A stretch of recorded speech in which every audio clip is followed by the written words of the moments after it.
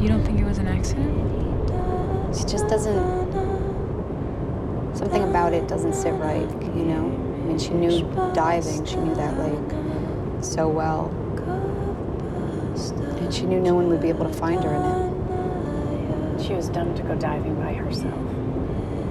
It's a weird thing being born into a family. You share so much, but you don't choose the family you're born into. And so that's what, makes sibling relationships so complex and interesting, is like sometimes they wouldn't be people you'd be friends with if you didn't just happen to be born into that family, and the siblings really couldn't be more different from one another. I'm the third of 4 children in my family, so I've always been fascinated, I guess, about sibling dynamics. I was actually thinking that maybe we could do like a full Sisters Day today. Take a break from... Like a half Sisters Day. What? Like a half Sisters Day. It was just a joke, because you said like a full Sisters Day. One thing that was fascinating to me was this idea of having the characters be half sisters rather than full sisters.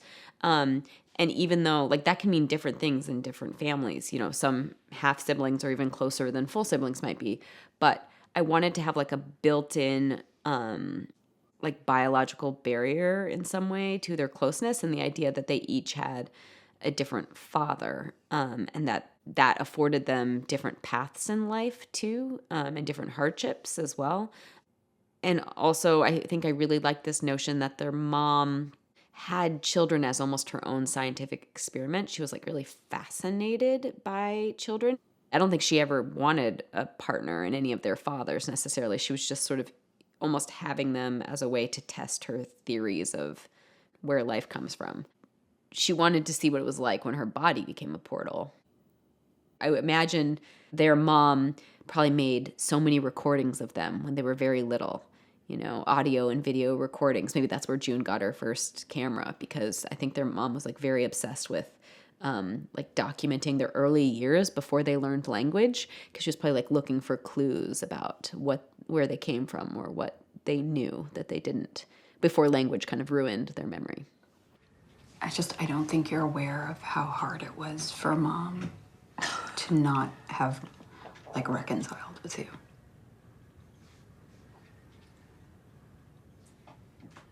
Well, that is Mom's cross to bear. Well, but it's yours too. Annie is somebody who like feels the burden of responsibility all of the time and to like take so much on her shoulders. So I think she also like bared the weight of her mom's stress more. I think in a lot of families, the oldest sibling has to become another parent in a lot of ways. And I think her mom's parenting style was also a little bit more like free and loose than Annie probably needed for her personality type. So I think she also felt like she had to constantly like impose some sense of order and security in her family, and like took that extra burden on herself.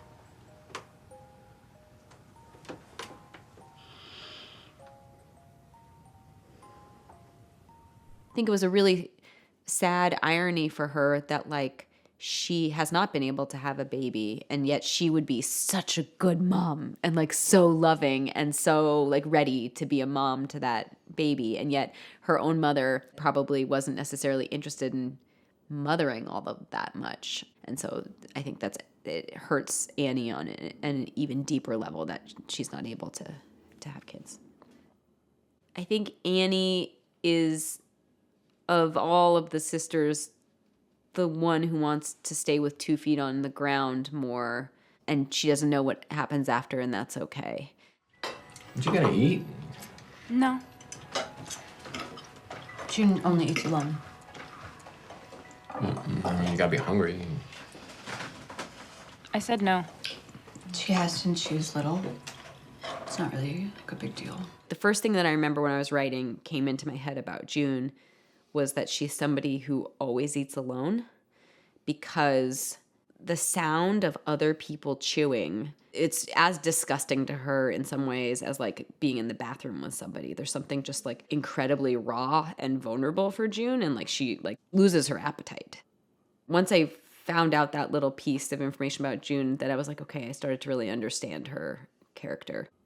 June is a listener, like her mother, like just like listening really, really closely for clues, and I think has always intuitively felt never quite fully here and never quite fully there. And so she already kind of feels like she's a traveler or an explorer like her mom.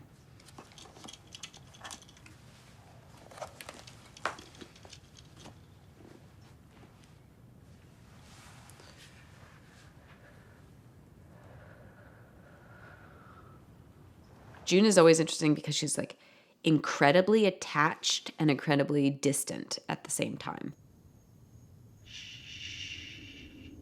She feels really safe behind the camera and feels like that's like how she can be intimate and have relationships with other people is through that camera.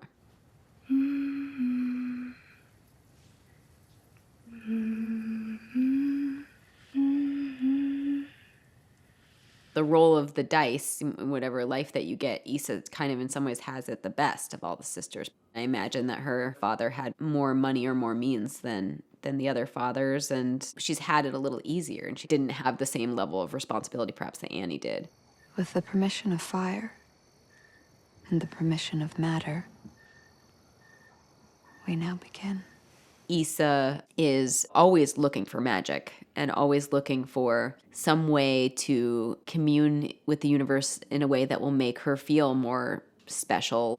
I think Issa's like hungry for life and almost like greedy for life, wants as much as she can get. So she loves the idea of coming back and getting more.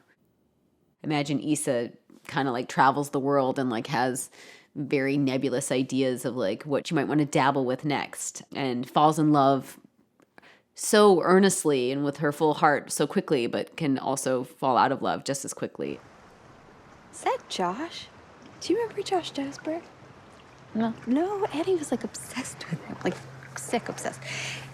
Hey, Josh? So Josh was like almost the audience's way into this weird family. Issa and Annie are very used to June and very protective of their sister in a way. And like the camera is not weird for them because she's probably been doing this since she was a teenager. But it's weird for somebody who's never been in that family before. And I needed Josh to be kind of how the audience might feel about meeting June and trying to understand that dynamic for the first time. Big camera. Is it digital? Is it? Mm-hmm. So we're in your documentary? Right now you are. It was actually Jonako Donley's husband, Daniel Stam, who's a director, an amazing director, who was like, don't you dare make another short. Like, go make an improv found footage movie. And at first I was like, I bristled because I was like, oh, God. Like, I'm an artist, and I can't do an improv movie, and I can't do a found footage movie. Like, let's be, I not up to my standards. But then I gave it some thought, and I was like, I just thought it would be really interesting to mix up the whole notion of found footage. So it's not about like someone discovered a box of tapes and like these are the records. Like, I wanted to do something that instead was much more just like embedded pure POV filmmaking that kind of has rules of its own, that was really about just getting inside a character's brain and seeing through their eyes rather than necessarily like, you know, the classic found footage trope. Don't forget to breathe, Junebug.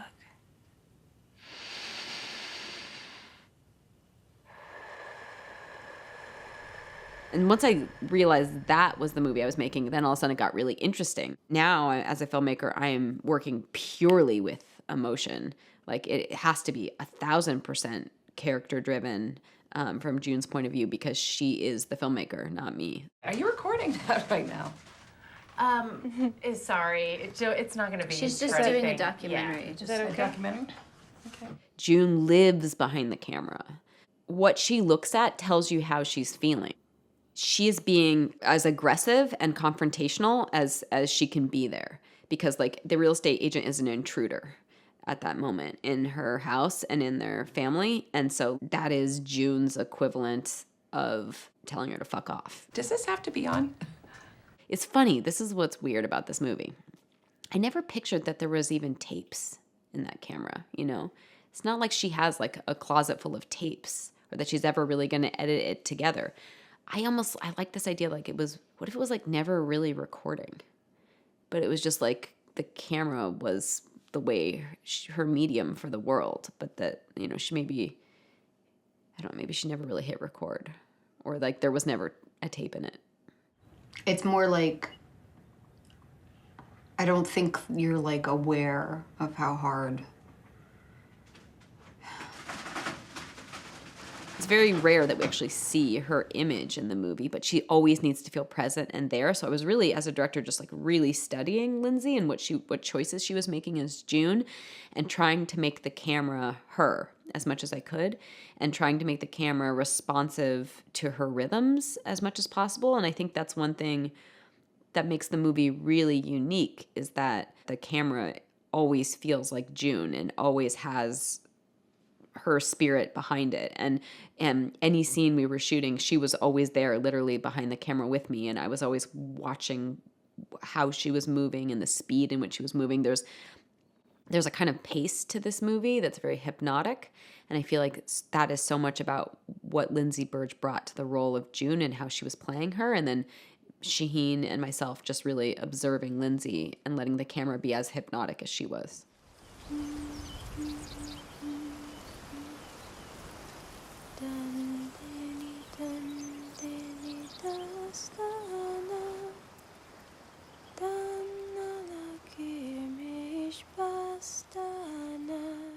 So this movie was only semi-scripted.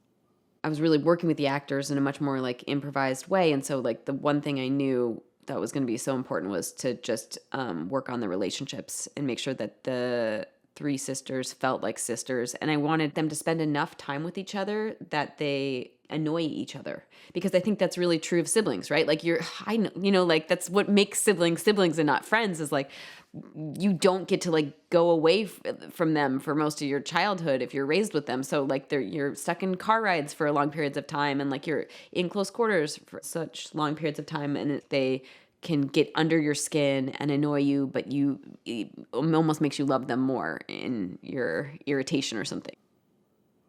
That just so happened, also because it was super low budget, that we all lived together in the same house. So it, served a dual purpose of us being able to afford to make the movie, and that all the actors were living together and getting a much more familial type of relationship just by virtue of the housing. The house is the genesis of the spirit of the project completely. That house was a shared summer home with all the family members on my mom's side and belonged to her mom. And her mom died, and it was like such a loss that house became this like living mausoleum in some ways to their mother, and like was never changed since her death. And I think that's why it's like so beautiful. Like there's so much love in that house. You feel like the walls are speaking to you. And it contains very much my mom's taste in decorating, and then as well as my mom. I don't think we credit a production designer on the movie, but we credit my mom and her mom, because that house was like so much their design. Hi, may I please speak to Dr. Amelia Brooks? One thing that was really weird about this movie, so we shot it in less than 2 weeks, and you would think that would mean that we were going into like crazy 16-hour days and overtime and all that stuff. But like, it was weird how we'd shoot for like 8 hours, and then we'd be done, and we'd be like, should we all make dinner together now? And like drink wine and I'll go up and edit some. And it was like so weirdly relaxed. And I kept thinking I must be fucking up as a director, because I was like, why aren't we working harder? We should be like more stressed. And like, it was amazing how I think because we were all living together, we saved so much time that way. Do you want some more pasta? I eat a lot too, so. Parmesan? Yeah, please. Yeah. I would usually take Jonako aside first and say like, okay, these are the beats I need to get. And she would just be my bouncing board for like me remembering like, what do I have to actually do today? And then I'd probably talk to Shaheen about those beats that we need to get and like some ideas for shots. But then I think we'd kind of like throw that away. And then we would gather as a cast and crew, and literally we're like all living in the same house, so we're like in pajamas, probably like eating cereal, like sitting cross-legged on the floor and talking about the work for the day. And then that would like spark new ideas, and then we would light it and get it on its feet, and then either maybe sometimes do what we planned, but most times probably discover something new. Once you're in there for 2 seconds. No! Come on, grab her. Let's go. No. Wait, we're gonna make her drink first. I think we never did like rehearsals. That was the other thing, because I wanted everything to feel really fresh. So like we'd talk generally about like kind of the structure for scenes or like beats that needed to happen, but I'm 99% sure we were just like we were going to be shooting the moment we actually try and do this, because I wanted it to have a docu-style feel and wanted it to feel surprising. And I really like mistakes. Like I wanted to like let there be mistakes, and like the only rule is that just to be sisters and be in character. And I bet max we would do like 4 or 5 takes, something like that. And everyone was doing their own hair and makeup and wardrobe. So like everyone just like, we woke up, ate breakfast together, everyone got ready, and then we were shooting. And then we were done in 8 hours most of the time. And then we would hang out. It was great.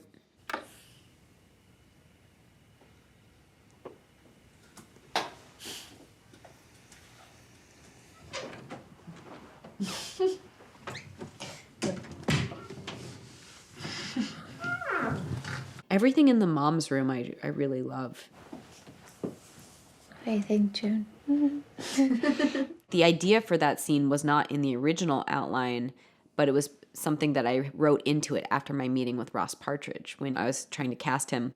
I remember that meeting was pretty profound because he lost his mother, and he was so open and giving about that experience. And he was like, no.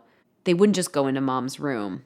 Anytime you go into your dead mother's room, that's a really important scene, and you should be careful about how and when you do that. He pointed that out to me. I thought that was so smart. And so I think I added that scene after my conversation with him.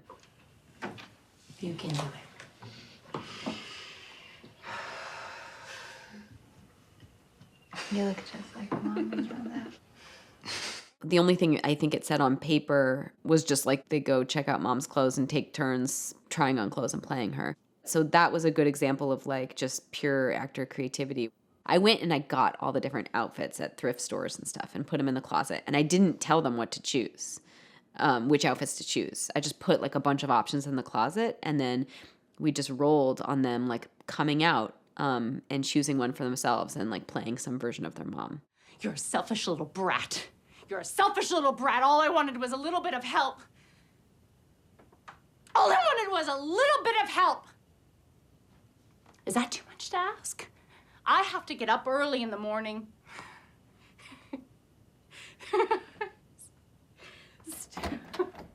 Let me go again.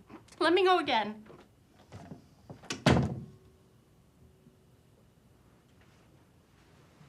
I think I like to tell stories about grief because their grief is such a outcry against like the laws of the universe, if you will, like a very otherwise kind of cold and uncaring universe. Grief cries foul. And I like the notion that a heart that loves so strongly and so much could perhaps defy the laws of the universe in some way, and that there might be some like little loophole.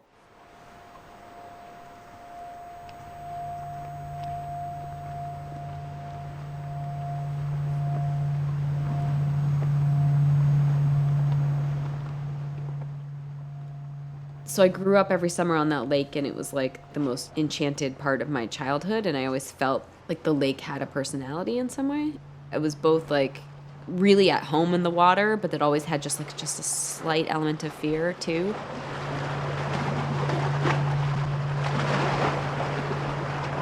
This may be a carryover from my short film, The Sirens, which also takes place on a lake. Where we shot The Sirens, we shot it at a place called Zaka Lake, where at least legend has it, no one's ever found the bottom. It's a strange lake. It's very small, but it's incredibly deep. They say it's like a vortex that connects to Lake Titicaca in Bolivia and Peru. So I was like really enchanted by that idea, and just thought that was probably one of the first things that came into the script, of the idea of a lake that no one's ever found the bottom of, and the mom character who is drawn into its depths. And I liked the idea of like scuba diving as travel through space. So like you go down to go up. I thought that was really interesting as a way of like traveling space-time. Remember that story that Mom used to tell us? The one about the 7 sisters? Yeah. Do you remember? I do. So like, what? So the first sister jumps in, and she never resurfaces. So then the second sister jumps in to try and save her, but she gets pulled down. And the third sister jumps in, tries to save that sister. Same thing happens. And one by one, they all jump in trying to save each other and drown. The legend of the story is that you can go out at midnight and summon up the spirit of the seventh sister. There have been people who've seen her, but if you go swimming, there has been talk that it may be the last time you swim. Oh, God, it's so crazy. That story is a little autobiographical in the sense is that my mom told me the story of the Seven Sisters when we were little. And she told us that as a way to scare us to not go swimming in the lake by ourselves at night, but more importantly, it was like this haunting tale about don't try to save someone who's drowning. And I always found that to be like, it was something I always wrestled with as a child. Like if one of my siblings was drowning, I wouldn't try to save them. That just seems so wrong. And at the same time, it is really true that it's dangerous. So I liked the difficult morality of that story. All of a sudden, it wasn't a comfortable pull. I felt that I had no power to stop from going down. So I fought to turn myself around. It was as if I was fighting a current. And with all my strength, I rose to the top of the water, and I remember gasping for breath. And as I approached the ladder, this overwhelming sense came to me that I should go back or look back, but it was a very great sense of loss that I have even to this day, that I left something down there. So, you girls, you dear girls, you take good care, please. In the story of the Seven Sisters, each sister drowns trying to save the other. And so the seventh sister has this kind of haunting power because it's almost as if she's waiting for the next person to come and try and save her. And so she's the one who will pull you under. But then I liked this idea that the mom character who was exploring the lake and maybe had some sense that the lake itself was this kind of womb, and that this lake where no one's ever found the bottom is perhaps like a vortex or a portal for a kind of space-time travel. And that like if she could summon the seventh sister, she'd be pulled down to the depths and have the opportunity to like travel through the vortex.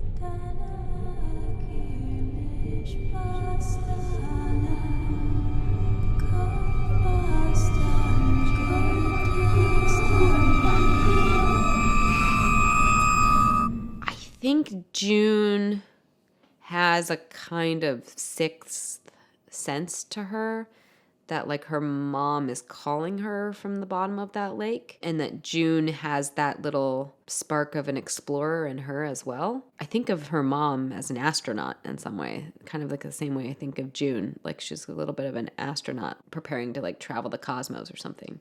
So on the surface, we can be like, well, they were crazy people who were suicidal. But I think I tend to be interested in characters who, sure, we can diagnose them as mentally ill in some way, but like, what if they were onto something? And the closer they got to that truth, the more it made them seem crazy to everybody else. I think if we could remember our past lives when we were first babies, we might not want to live. I think for a lot of people, life is full of suffering. And for a lot of people, life is full of beauty and pleasures and wonder as well. And oftentimes it's a mixture of both, but you certainly don't get to escape suffering. And I think June in particular is a character who maybe didn't want to be born. We don't get to choose to be born, but we choose every day whether or not we want to stay here. And I think June is somebody who has always been teetering on the edge and has almost been biding her time and waiting for the moment to join the flow again. Like, has not been ever comfortable in physical form. Like, the human form is like too confining and static for her. What is that? Do you see that? Yeah. What? Yeah, I saw something flash by right here. Oh, Whoa. I totally missed that. Oh my God. It's the seventh sister. Isn't that you? that's you, June. It's impossible. I didn't take this. Something really, really weird is going on. Okay, I need you to put down the camera for a little while.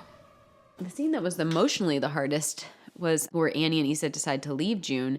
And I remember Jen Lafleur and Aleksa Palladino, I think we wrestled a little bit with that. Like, they resisted that scene and didn't necessarily want to do it because they loved her so much at that point. And we'd been through so much together. I think it really hurt them to do that. I remember on that day, they were really hesitant to want to go there and be that mean to her. And they were like, we wouldn't do that. We would never leave her. And I told them again the story of the seven sisters and how when you try to save a drowning person, they'll pull you under, and that you've come to a realization this is not the first time this has happened with June. We're seeing it in the movie for the first time, but you guys have been through this probably 12 times where she's done something like this. And this is an act of love by cutting her off and saying goodbye. And you're trying to save her the best way you know how.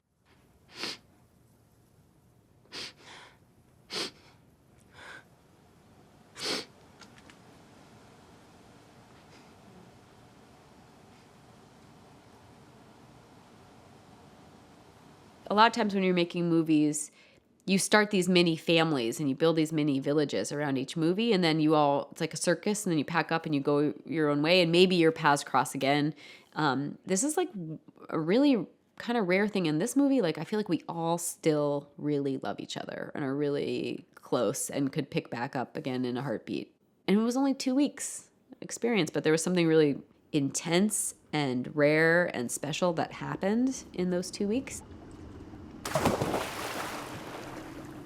I've heard artists talk about this before where, like, as you get older, the thing you're just striving for more than anything is to get back to where you started, actually. To get back to that, like, childlike naivete of making films. And in some ways, I feel like The Midnight Swim is, like, the best film I ever made. And I hope I'll make something as good again someday, because I made it before I had any concept of barely any concept of really what filmmaking was. I think there was great freedom to that.